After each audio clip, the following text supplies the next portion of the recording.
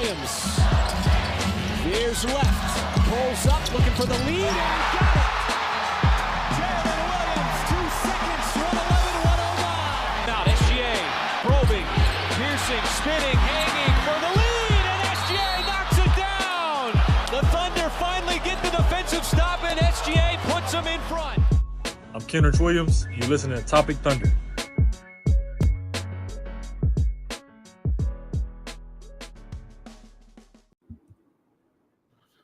And welcome back, everybody, to another edition of the Top Thunder Podcast. I'm your host, Dylan Huntsinger at Thunder Chats. We are part of the Believe Network by Matt Tierney. Hello. The Thunder played an NBA Finals game today. It did not go as planned or desired. The Oklahoma City Thunder lost what was that heartbreaker? I think it's more annoying than heartbreaking at this point.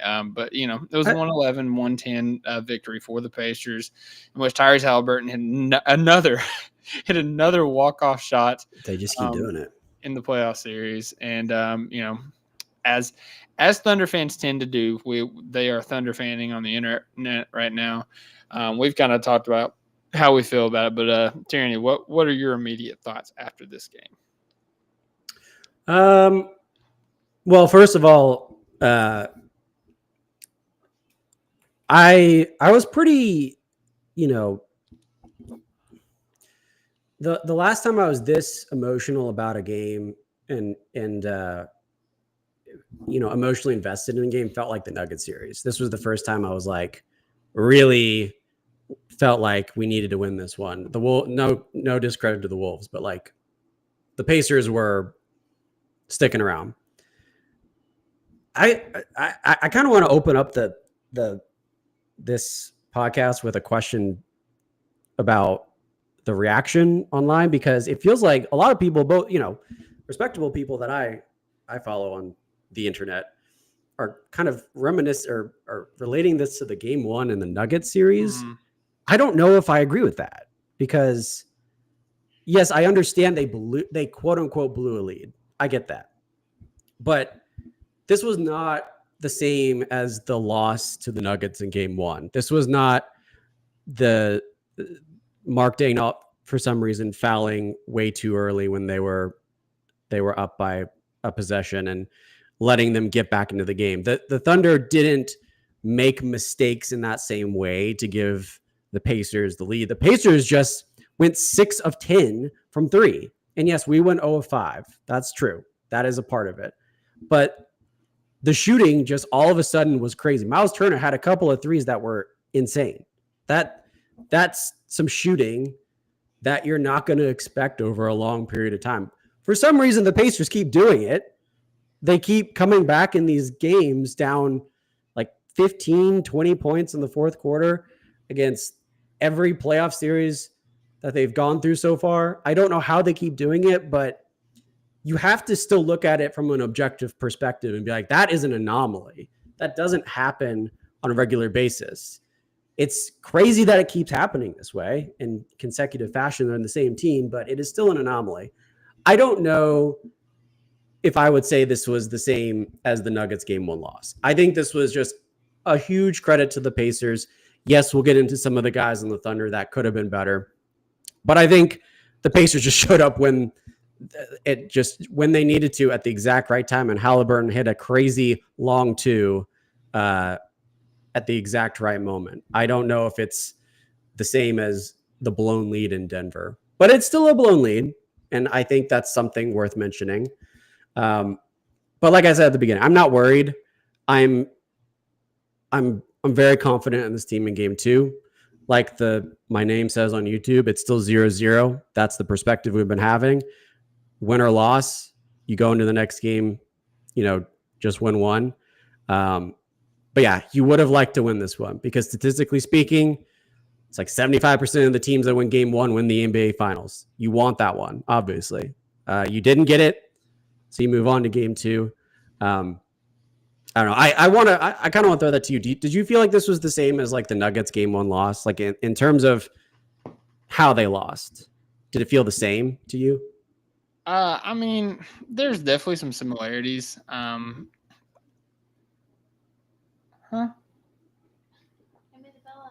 Oh, well, sorry. I couldn't understand what you're saying. There's definitely some similarities in terms of like having the lead through the game, the struggles of Chet Holmgren and Jalen Williams, and losing on the last shot. But I would feel like kind of the thing to point to in the Nuggets game, like obviously all the things I just said, but all that could exist and the coaching decision by Mark Daigneault to foul up three so quickly was like the big thing that everybody was circling, everybody was talking about. Tonight, it was just we let the Pacers be the Pacers. And, in our preview podcast, and both of them, the keys to this matchup in order for the Pacers to have a shot in this is to limit their turnovers. And to the Thunder's credit, they did not do that. They won the turnover battle 24-6. 19 of them in the first half too. Yeah. So they only forced 5 turnovers in the second half, which is an important part to mention. Yeah, for sure. But the other thing is the corners. Like the Pacers have led the league in the playoffs, like since the start of the postseason, for teams with percentage in the corners for the 3-point line. And the Thunder, obviously, for the past couple of seasons, have just hemorrhaged points from the 3-point line, specifically in the corners.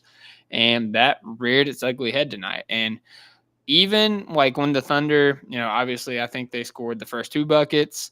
And then first 7 points, I think. It was the first 7 points. Yeah, I couldn't remember if they scored in between the 4 and 7 or not. But yeah, they scored the first 7 points. The Paycom was popping. The big 3 was, rolling seemingly. And they got back in the game by a couple corner threes. So specifically, like Andrew Nembhard was like shooting practice. And I made a note like at that point on Twitter. It's like, man, like we've got to guard that corner 3. Like it can't be that easy because that is how they win these games. That's how they come back in these games. And, it was prevalent in the beginning of the game and there in the fourth quarter. Once again, man, like you got Pascal Siakam hitting threes. You got Aaron Nesmith hitting contested threes. You got Miles Turner banking in threes from basically the corner. Like, obviously, like, some of those were on good contests. But at that point, it's too little too late. You was giving them too much room to work with early in the game in terms of like, the shots that they were getting, not so much, the turnovers, but they were able to establish a rhythm. They were able to catch fire and they was able to carry that through the rest of the game. And also, to your credit, like what you were saying, and I know this like right after the game as well, the defensive intensity for this team in the first half was like the top of like maybe the entire postseason. It's unbelievable. From like top to bottom, like Casey Wallace, Alex Caruso, Jalen Williams, Lou freaking Dort had himself an awesome game we'll talk about. Shea was locked in defensively. Like top to bottom on the roster, like the defense was at the top of its game in the first half. And then the second half, it wasn't even half of that, man. Like the intensity ratcheted so far down. Obviously they weren't generating those turnovers anymore, which allowed the Pacers to, slowly creep back in.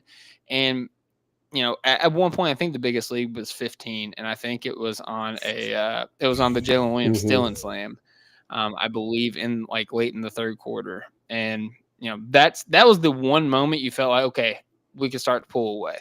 But the biggest majority of the game, like, we would go on these runs, we would get the crowd into it. It felt like momentum was on our side.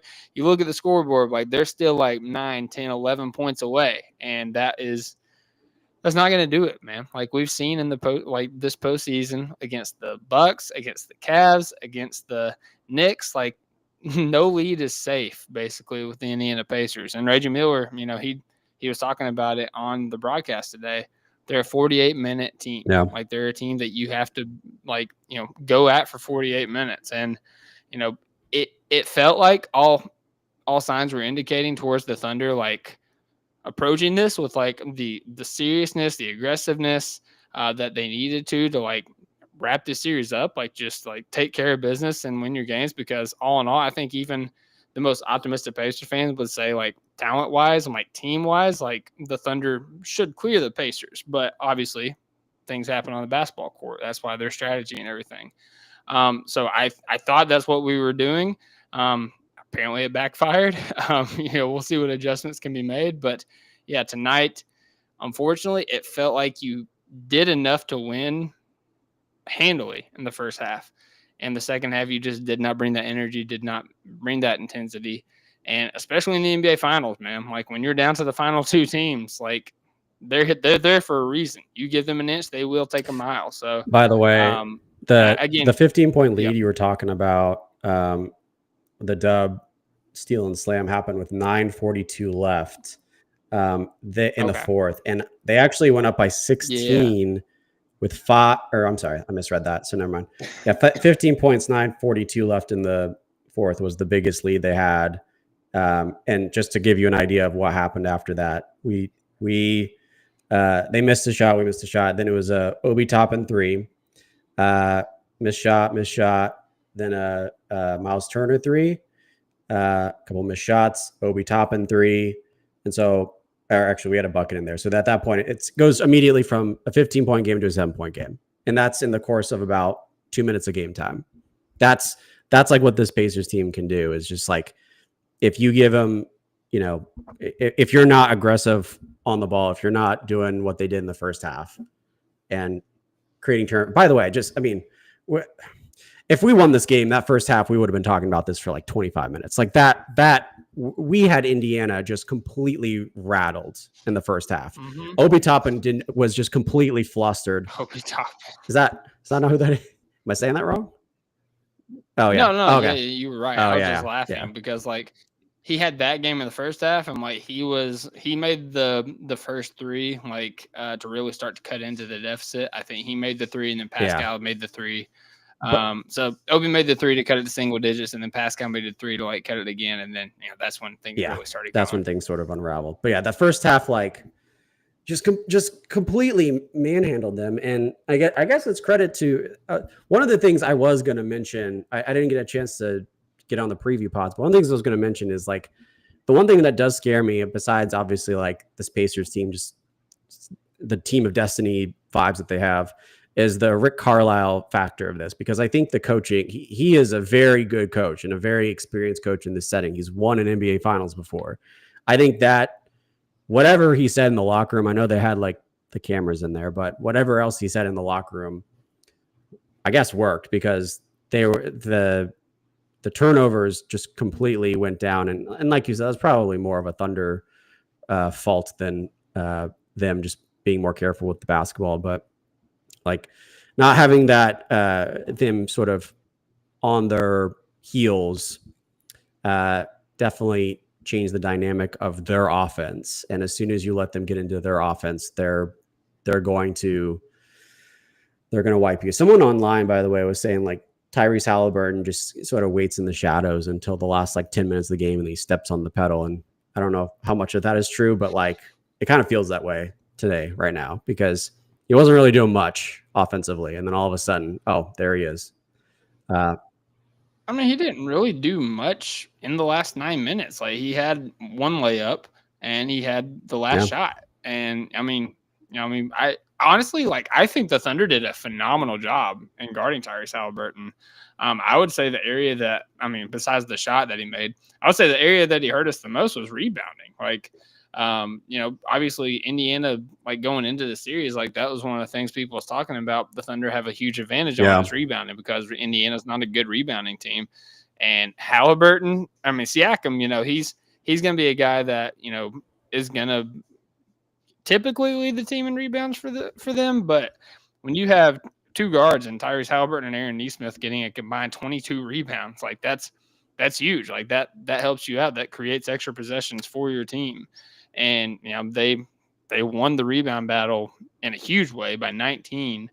And yeah, like I said, I think the Thunder did a great job on guarding Tyrese Halliburton.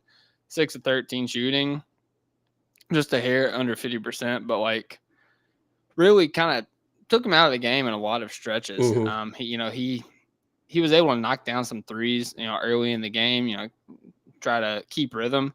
But yeah, honestly, like I think that we have a game plan that can work. It's just those role players, they came out there and they knocked down their shots, and they locked in defensively, and that's what's going to happen, man. Like what I don't think is going to happen again. And I'm not even just saying this off blind faith at this point. I feel like, we have concrete evidence from this postseason. Chet Holmgren and Jalen Williams are not going to both play that bad at the same time again this series. I feel very confident in saying that. Especially Jalen Williams. Yeah. And I mean, Dub ended up having, in terms of counting stats, a solid game. Like he had 17 points, 4 rebounds, 6 assists. Horrible. 6 of 19 shooting, 1 of 4 from deep. We definitely need more from him on that front. And Chet, 6.6 rebounds, only 1 block, shot 2 of 9 from the field. And we started Chet at the 5, and everybody was excited about that because everybody we talked to agreed, that's the Thunder's fastball.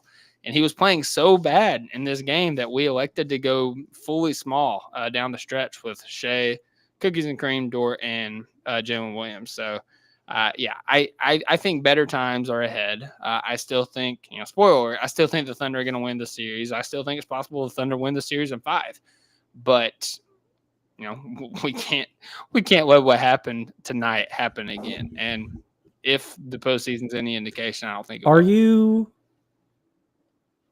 interested in, or I guess, I don't know how to word this question.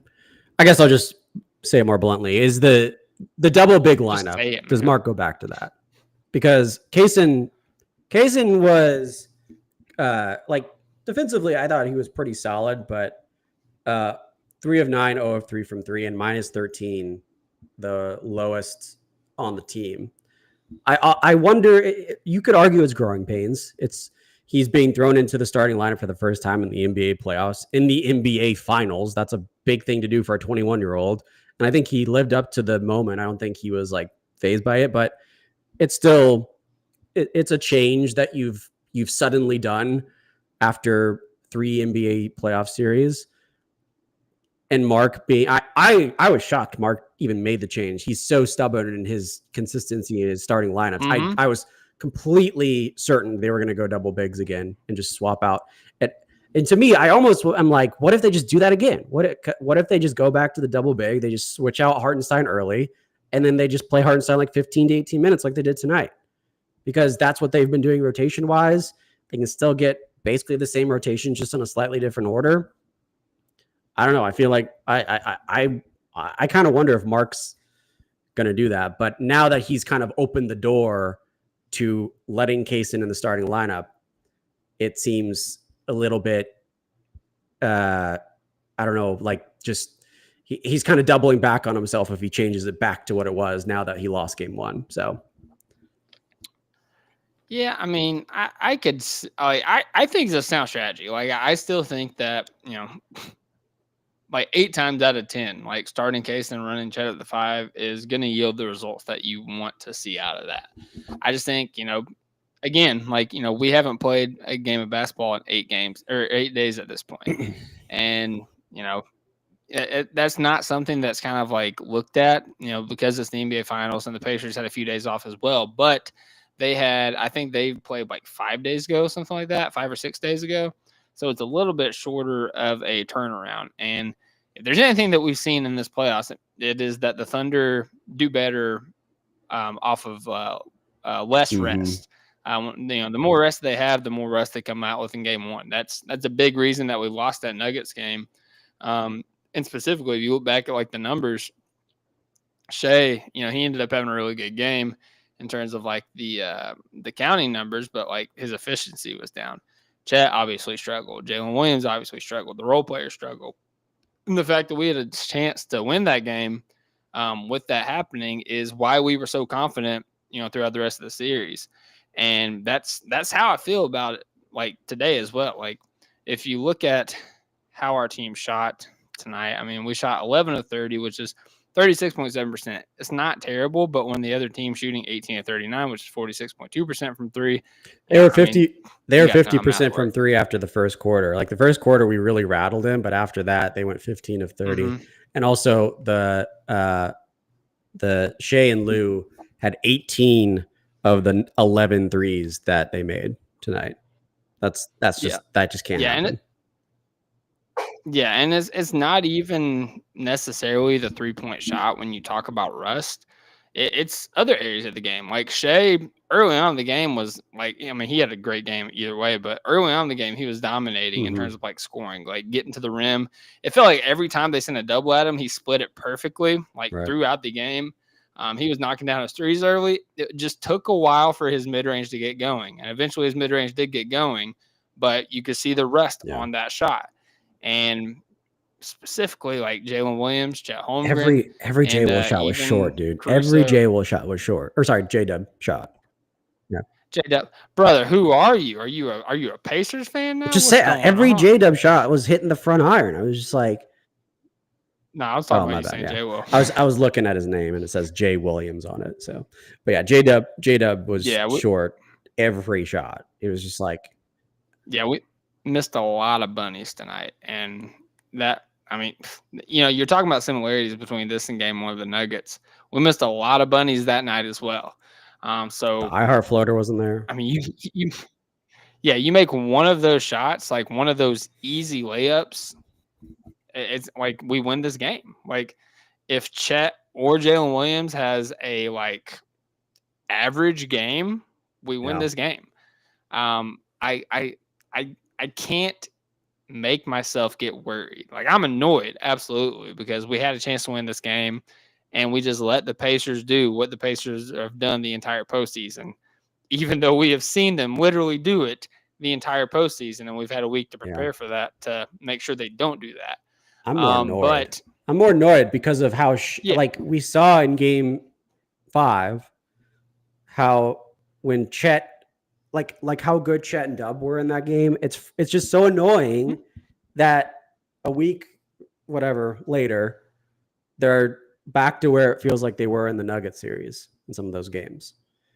I guess it's growing pains. I guess like the Thunder just love adversity because they just can't get out of their way. I'll tell you what, like, I know, we're all going, or some of us in Topic Thunder going to game 2. I've never felt more confident about game 2 now. Oh, yeah. I think game 2 is going to be an absolute blast. And the Thunder have a great record whenever all of us are in the building as well. So, we got some good juju on our side for that. But, yeah, I mean, listen, I talked about it on the last podcast whenever we previewed it with the Pacers guys. The Thunder, over the past like 2-3 seasons, have established this habit of bouncing back and bouncing back in a huge way. Like if you look at their win-loss records, like over the past couple seasons, there's not many instances in which we lose back-to-back games. Like it has happened. A lot of times it's because of injury, or there was that stretch where we played like the Timberwolves like 3 times in 4 games. There's situations like that, but in terms of like just consistently, the Thunder usually bounce back in a huge way. So, I mean, hammer the money line for the Thunder in game 2, like absolutely. But I'm still confident in this series too. Like obviously, we didn't protect home court. It sucks. Would have loved to protect home court.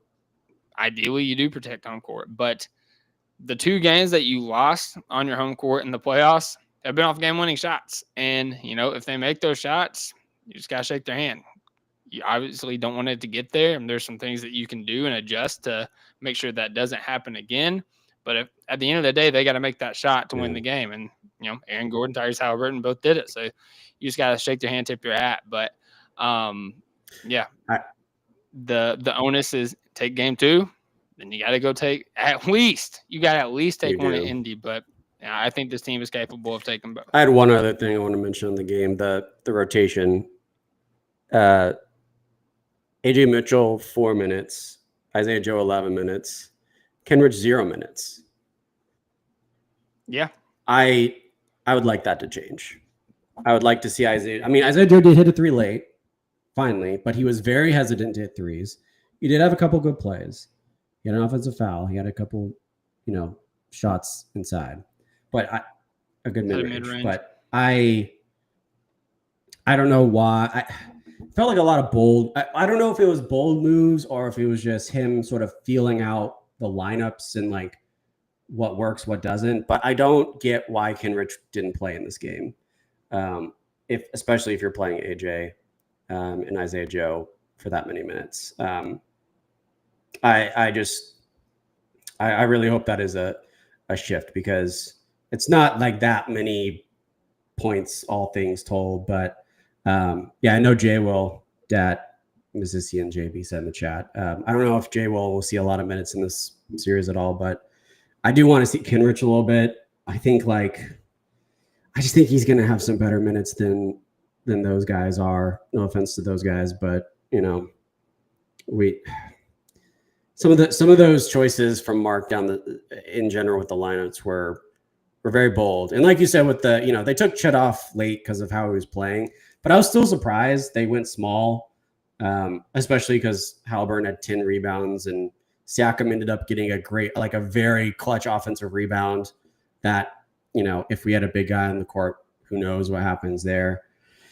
So a lot of bold moves from Mark. I thought I wasn't really frustrated with him, but it was just sort of like, let's maybe dial it in for game 2 and kind of look at the tape a little bit more. And then one other thing I just remembered, shout out that lane violation, by the way. By Pascal Siakam when they won by 1 point, and he made his free throw after the lane violation. So it's kind of interesting. Not probably the reason they won the game, but I was just thinking about that, being like, interesting. Yeah, just interesting thing. Before we get off here, I mean, you do gotta give some credit where it's due for the Thunder side. Like, there as many people as didn't show up. We had a few people that did show up. Yeah. I mean, Shea, I thought was fantastic, really good in this game, and ended up shooting just a hair under 50%. Kind of searching for his mid range there, but had 38 points, 5 rebounds, 3 assists. While Dylan's getting his mic back, I was going to say Shea was 2 assists away from tying the all-time record for most games with 30 points, 5 assists in the NBA playoffs. Obviously, he can still do it in this series, but would have liked to see a couple more assists. That was more just people weren't hitting their shots. But yeah, great game from Shea. Yeah, and defensively, can you hear me? Yeah, you're good. Okay, yeah, defensively, I mean, the fact that it just has him at 3 steals is kind of a disservice. I feel like he was everywhere defensively. He was so good in the first half too. God, they were all so good. I just feel like if we won this game, we would have been sitting here for an hour talking about every play that happened in the first half. But now it doesn't even matter because they lost. Yeah, and then Lou Dort, man. He was big game Lou tonight. Hit 5 straight 3-pointers, including one that was a step back combo. That heat check in the third quarter, I was just like, oh my God. And now looking back, how do you let that game go? How do you let up Lou hitting 5 threes at home? That's heartbreaking. I mean, dude, at the end of the day, especially because he's been 30% from 3 in the playoffs, and now he's finally, gotten a few to go together in a game.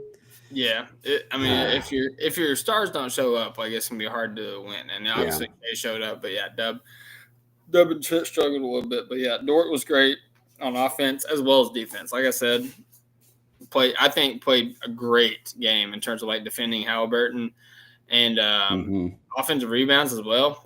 Half of his rebounds were offensive, and then 6 blocks tonight, man, which is Lou, obviously he's a first-team All-NBA defender, but he usually doesn't get a lot of stocks.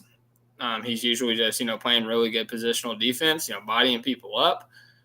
4 steals and 2 blocks tonight for Lou against Dort. And one of them going up and high-pointing, I believe it was Aaron Nesmith late in the game, just going straight up with him, absorbing the contact, and then finding the ball and able to block it away.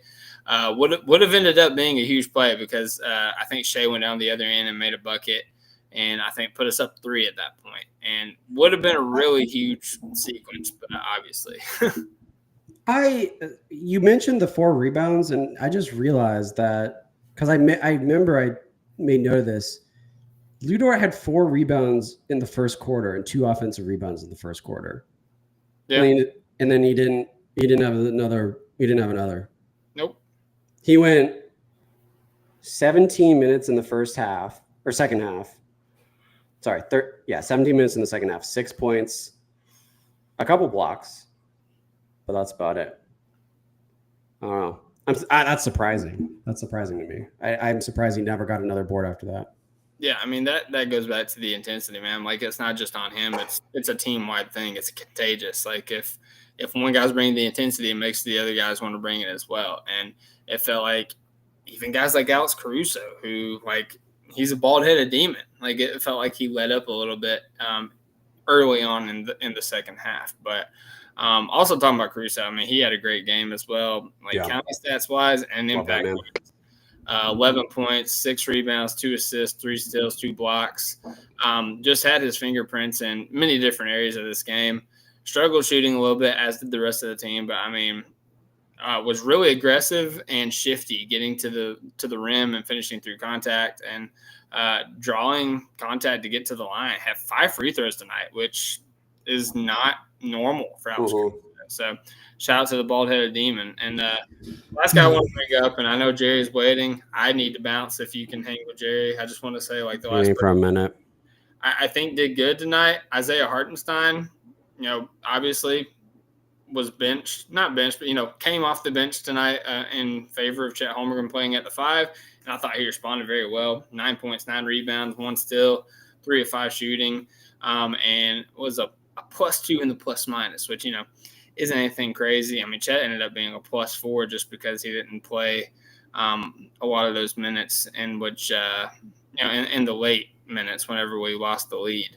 But I thought Hartenstein was great in his minutes. And I think that he did his job. Like he made a statement and, kind of made his claim to getting his starting job next game if Daigneault, chooses to do that. I do think it'll be interesting to see how they adjust, but ultimately, like I said, I'm not worried. We'll be in the building on Tuesday. The Juju's on our side, and it's 0-0 mentality. Whether we won or lose tonight, we were 0-0. So, I mean, we're gonna win the NBA Finals with a 0-0 record, and it's gonna be awesome. It's gonna be swell. And what is also gonna be awesome as well is when Champagne Jerry comes on here. He was boots on the ground in the arena, kind of giving insight to that. Jerry, I'll go ahead and bring Jerry in.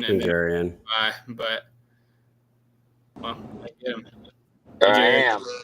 I just wanted to say I love you, man. Goodbye, and I'll see you on Sunday. I gotta go. So, Dylan's leaving. You're not going anywhere. I gotta work in the morning. No, you're fucking stuck. I don't give a shit what you gotta do. I gotta work tomorrow too. Be a man. All right. I'm totally kidding, Dylan. Bye, Dylan. Jerry, I'll stick on with you, but I'm. No, we're all depressed. I get it. We're depressed. We all need Zoloft and I gotta go get my Zoloft. Xanax. We need all of it right now. Mm-hmm. You'll be on the next pod too. Yeah, no, I for will the win. But at the end of the day, y'all, like. You can't fucking lose the rebounding battle by 17 and expect to win a game. It was tough. Yeah, you can't expect that. And credit to the Pacers, they hit some really tough shots in that game. They hit some really tough shots. I think Nembhard hit that motherfucker just dribbles to dribble. That's all he does. Like he just dribbles just to dribble the ball. And he had some tough ones, some tough threes, and it was a tough game. You know what I mean? Like whenever you just really look, and boil it down to what it is, like that was a tough game. Yep. We should have won that game. And I say it all the time, y'all. I say this all the time. Free throws and rebounding win games. Both of those. They got one of those two. Yeah, they got one of them. The other one, they didn't do so well.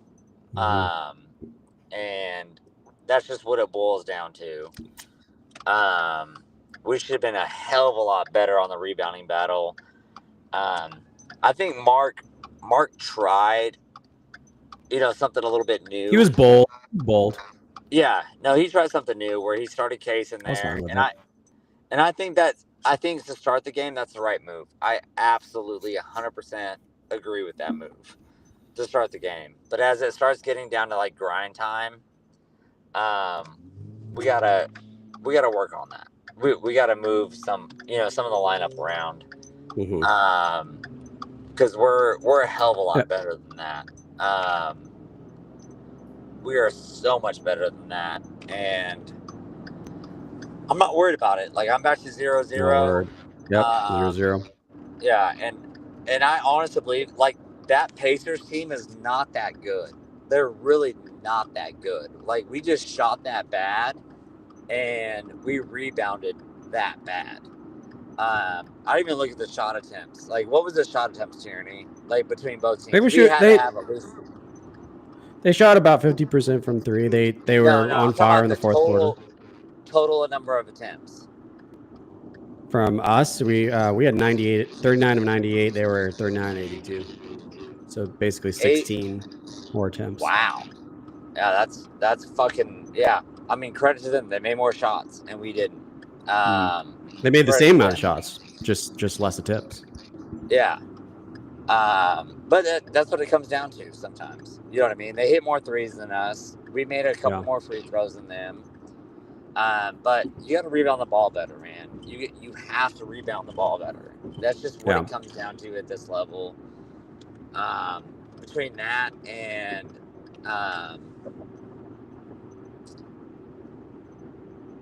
like I can count, I think, about 5 free throws in that fourth quarter that we missed. Maybe 3. It was an odd number.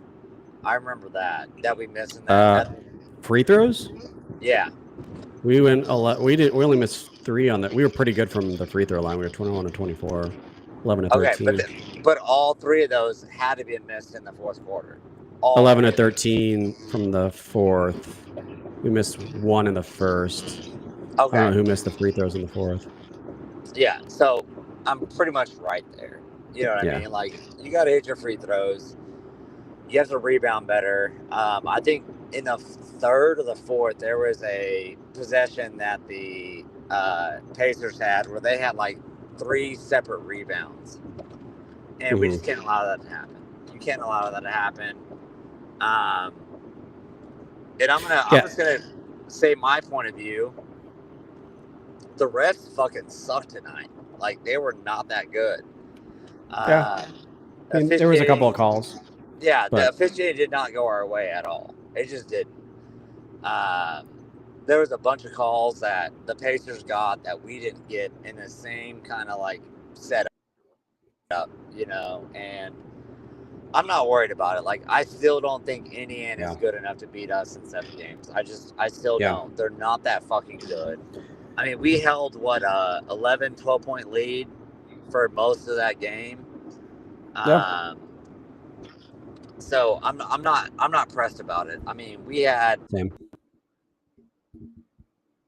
Mavs fans in there wearing Kyrie jerseys, and I like cuss this guy out. And I'm just like, you're fucking stupid. Like, don't fucking come here.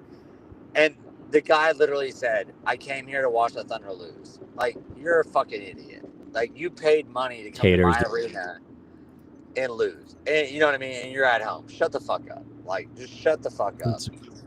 No one wants to hear that. Several $100s to be a hater is pretty crazy. Yeah. Isn't that wild? Like, that's Buck Nasty level right there from Chappelle's show. Like, that's Buck Nasty level. But at the end of the day, like I said, I'm not pressed. Low key, I wanted us to lose 1 game so we can close this thing out at home.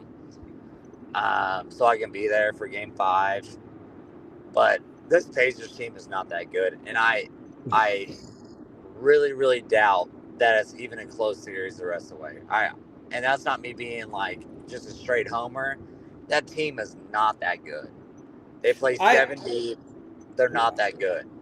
I want to give them their flowers. I think they've for whatever somehow proven they in the fourth quarter are able to put together games every single series. Bad, though. We shot that bad, bro. We shot that. Yeah, bad.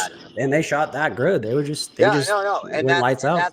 And that's what it boils down to sometimes. I'm not gonna sit there and deny that. Like we put Halliburton where exactly where we wanted him at. We put him in hell. Defense was good on Hallie. Yeah, like that was great defense. Miles Turner, what did he end up like 6 for Yeah, he hit a couple of crazy threes. He will not. Yeah. Yeah, he won't shoot that well the rest of the series. He just won't. Like, point blank period. Miles Turner's not that good. They rely on really and truly Halliburton and Matherian way too much and Miles Turner. Like, it's not going to happen again. That's just kind of where I'm at with it. Yeah. I'm a homer, and I can admit that I'm a homer, but at the end of the day, that was just a piss poor game in execution from us to end the game. That's what it was. Piss poor. Yeah, we should have won that. There was a lot of opportunities, but like we were saying before, the Thunder just love adversity, and that's what we're getting in this series. So we'll be back on Sunday night. So will be another live pod. The second, I think the first in history, the first season where we have multiple live pods. Yes. So that'll be exciting. We'll be a lot of us will be in the game Sunday. I'm going to try to bring stickers to the game too. I forgot to bring them last time. And so we'll have Topic Thunder stickers. We'll tell you all where we are if you want to come get some. We'll be recapping the game regardless, win or loss. But we're the juju mostly is in our favor. When we're in the building, we have a good record, and it's coming off of a loss. So those two things together are going to be the reason we have a win on game 2. But it's 0-0. 0-0. 0-0, baby. We'll be back in a couple days, for that one. So thank you, Jay, for joining in late. Thank you all for tuning in on YouTube or the pod. Be sure to like and subscribe. God bless. Hoop when you can. And as always, Thunder up.